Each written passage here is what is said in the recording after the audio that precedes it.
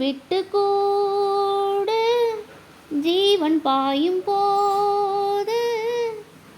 ஒன்றில் ஒன்றாய் கலந்தாட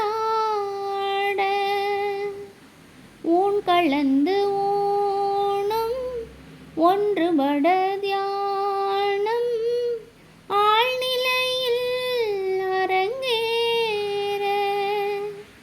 காலம் என்ற தேரே